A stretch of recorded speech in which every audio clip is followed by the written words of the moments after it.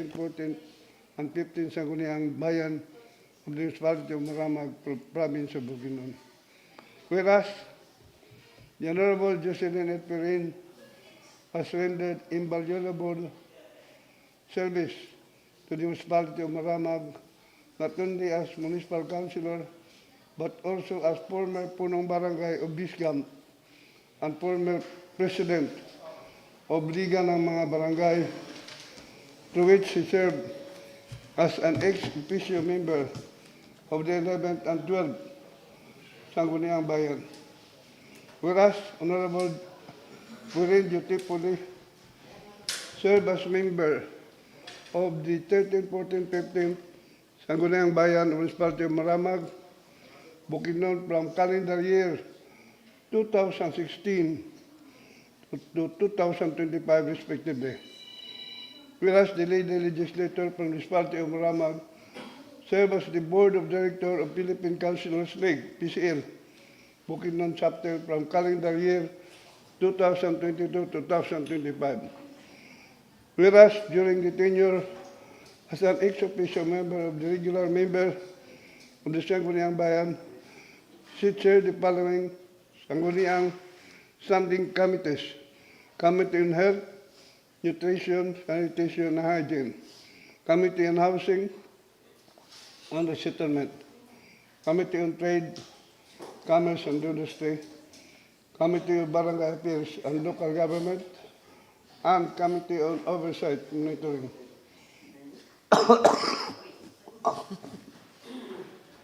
Whereas the three-termer Sangguniang Bayan member was instrumental in the passage of 150 resolutions and 14 ordinances.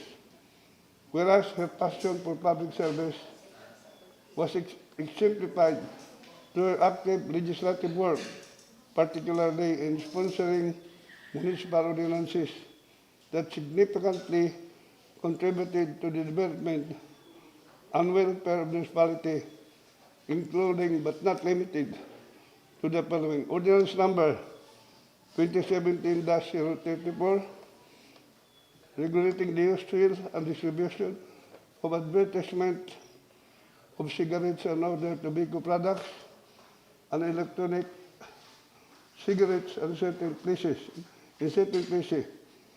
Ordinance number 20-014, prohibiting any person from committing any act which causes stigma, disgrace, shame, humiliation, harassment, or otherwise discriminating against a person infected under monitoring or investigation due to COVID-19 virus. Ordinance 27, providing for new and normal code in response to COVID-19 pandemic in the Municipality of Maramag. Ordinance number 2028, mandating all motorcycle rider to wear standard protective motorcycle helmets while driving. Ordinance number 2030, declaring Manuel Rojas Street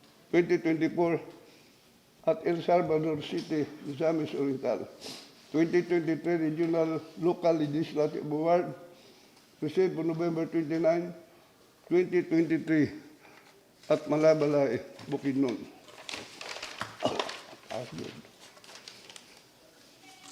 Awards of recognition to the Sangguniang Bayan, Maramag, Bukidnon, Region 10 as national panelist in the first to third class municipalities category 2018 local legislative award received on June 19, 2029 at Cebu City. Outstanding Sangguniang first third class municipality category 2018 local legislative award received on March 15, 2019 at Cagayan de Oro City. Outstanding Sangguniang regional level calendar year 2019 first third class municipalities received on June 14, 2016 at Cagayan de Oro City. Most outstanding local legislative council on 2015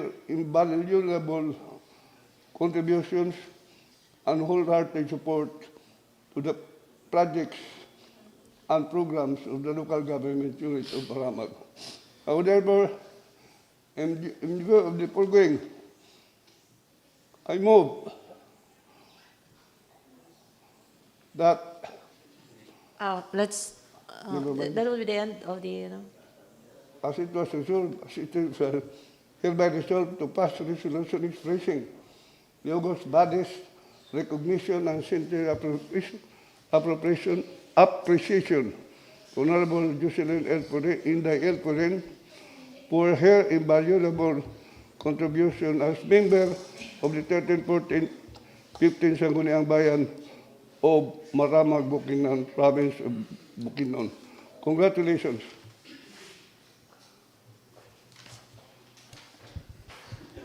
oh, what's the,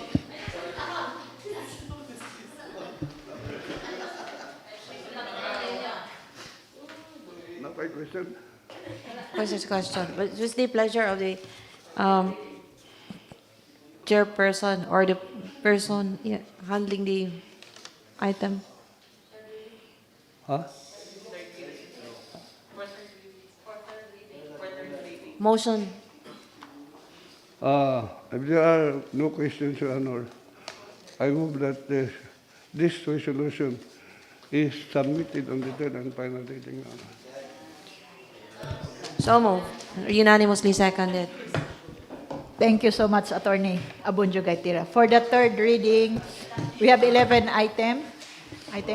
Committee on Finance, Committee on Laws, Committee on Natural Resources, Joint Committee on Laws and Committee on Barangay Affairs, 2 items. Committee on Senior Citizen, Committee on Laws, 3 items. Committee on Natural Resources, Committee on Trade and Human Rights.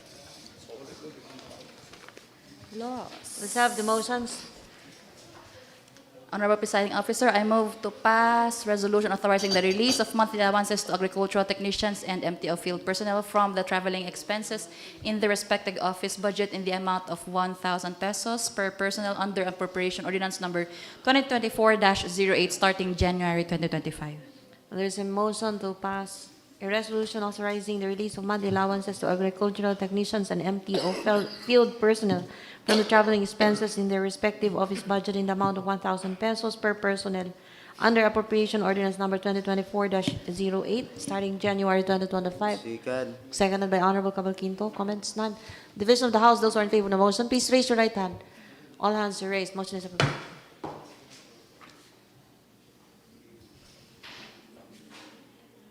Honorable Presiding Officer, I move to pass resolution authorizing the local chief executive to enter into multilateral agreement with Municipal Government of Maramag Central Mindanao University, Bukidnon National School of Home Industries, Mothers for Peace, and Canosa Mothers Class 4, the Sustainable Livelihood Program or Beneficiary SM Sustainable Livelihood Program SLP Association. Another motion from Honorable Lowry to pass a resolution authorizing the local chief executive to enter into multilateral agreement with Municipal Government of Maramag Central Mindanao University, Bukidnon National School of Home Industries, Mothers for Peace, and Canosa Mothers Class for the Sustainable Livelihood Program of Beneficiary SM Sustainable Livelihood Program Association. Seconded. Second. All unanimously seconded. The motion is approved.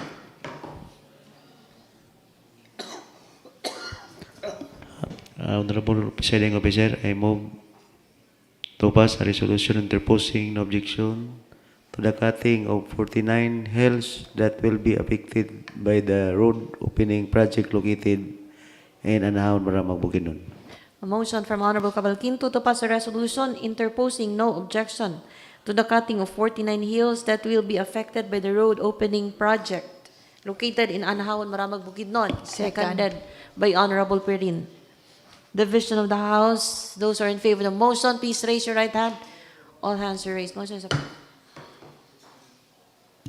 Honorable Presiding Officer, I move to refer back for modification ordinance number 01/195 Barangay Kulambugon, Maramag, Bukidnon, entitled an ordinance revising Barangay Ordinance number 1 series of 2020 imposing fees and charges of barangay. Motion from Honorable Lowry to refer back for modification ordinance number 1 series of 2025 of Barangay Kulambugon, Maramag, Bukidnon, entitled an ordinance revising the Barangay Ordinance number 1 series of 2021 imposing fees and charges of barangay. Seconded by Honorable Perin. Comments? Division of the House, those who are in favor of the motion, please raise your right hand. All hands are raised. Motion is approved. Napaisa. And I move to refer back for modification ordinance number 01 series of 2025 Barangay La Rojas, Maramag, Bukidnon, received on June 10, 2025, entitled Proposed Barangay New Omnibus Tax Ordinance of Barangay La Rojas, Maramag, Bukidnon. A motion from Honorable Lowry to refer back for modification ordinance number 1 series of 2025 of Barangay La Rojas, Maramag, Bukidnon, received on June 10, 2025, entitled Proposed Barangay New Omnibus Tax Ordinance of Barangay La Rojas, Maramag, Bukidnon. Seconded by Honorable 𝐸𝐴drasal. Honorable Perin. Comments? None. Division of the House, those who are in favor of the motion, please raise your right hand. All hands are raised. Motion is approved. Honorable Presiding Officer, I move to enact an ordinance institutionalizing the Federation of Senior Citizen Association of Maramag, Bukidnon, and providing for its composition, powers, and duty of its members, and providing funds therefore. Motion from Honorable 𝐸𝐴drasal to enact an ordinance institutionalizing the Federation of Senior Citizen Association of Maramag, Bukidnon, and providing for its composition, powers, and duties of its members, and providing funds therefore. Seconded by Honorable Perin. Comments? Division of the House, those in favor of the motion, please raise your right hand. All hands are raised. Motion is approved. Honorable Presiding Officer, I move to pass resolution expressing deepest sympathy and condolences to the bereaved family of the late Honorable Mariano Valihera Camarillo, who served as punong barangay of San Miguel, Maramag, Bukidnon for 5 years. Motion from Honorable Lowry to pass a resolution expressing deepest sympathy and condolences to the bereaved family of the late Honorable Mariano Valihera Camarillo, who served as punong barangay of San Miguel, Maramag, Bukidnon for 5 years. Can we have it unanimously seconded? Unanimously seconded. Motion is approved. Next, please. Honorable Presiding Officer, I move to pass a resolution authorizing the local chief executive to enter into a memorandum of agreement with 𝐶ANET United Farmers Association Incorporated for the implementation of the DBP Forest Project. A motion from Honorable 𝐸𝐵 to pass a resolution authorizing the local chief executive to enter into memorandum of agreement with 𝐶ANET United CBFM Farmers Association Incorporated for the implementation of the DBP Forest Project. Seconded by Honorable Lowry. Comments? Let's divide the House. Those who are in favor of the motion, please raise your right hand. All hands are raised. Motion is approved. Honorable Presiding Officer, I move to pass resolution authorizing the local chief executive to enter into contract of service with Jaramil Agsaway Kabatbat for the documentation during the oath-taking ceremony of the newly elected officials and the Kalawante Sub-Sub Theatrical Dance Showdown. A motion from Honorable Lowry to pass a resolution authorizing the local chief executive to enter into contract of service with Jaramil Agsaway Kabatbat for the documentation during the oath-taking ceremony of the newly elected officials and the Kalawante Sub-Sub Theatrical Dance Showdown. Seconded by Honorable Paulican. Comments? None. Divide the House. Those who are in favor of the motion, please raise your right hand. All hands are raised. Motion is approved.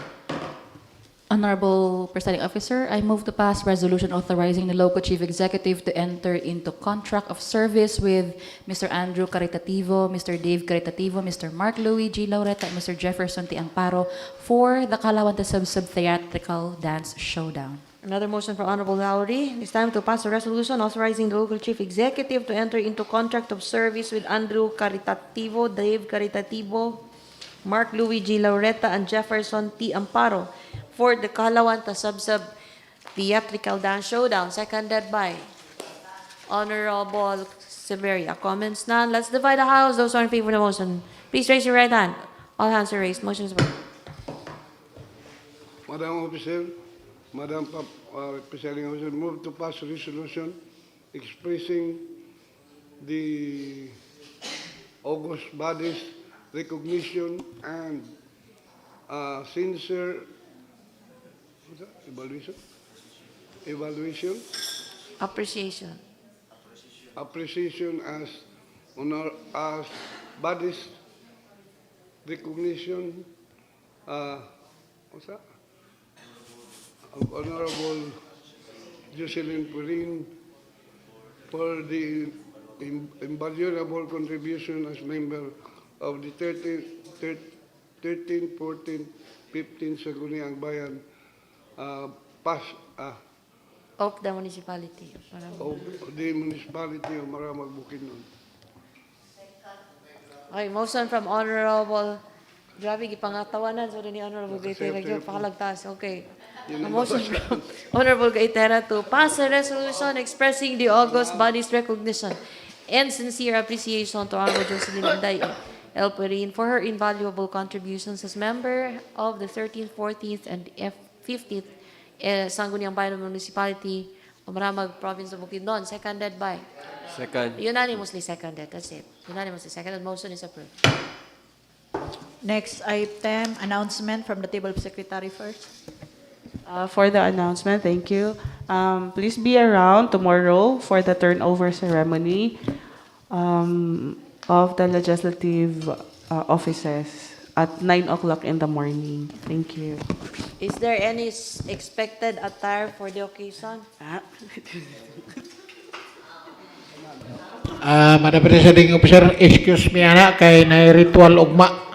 Thank you. Na ritual sa Biskam na apoy dialogue sa diri 10 AM nya kanang whole every year na to nga ritual sa tulay sa Biskam to 6 AM pud magsugod.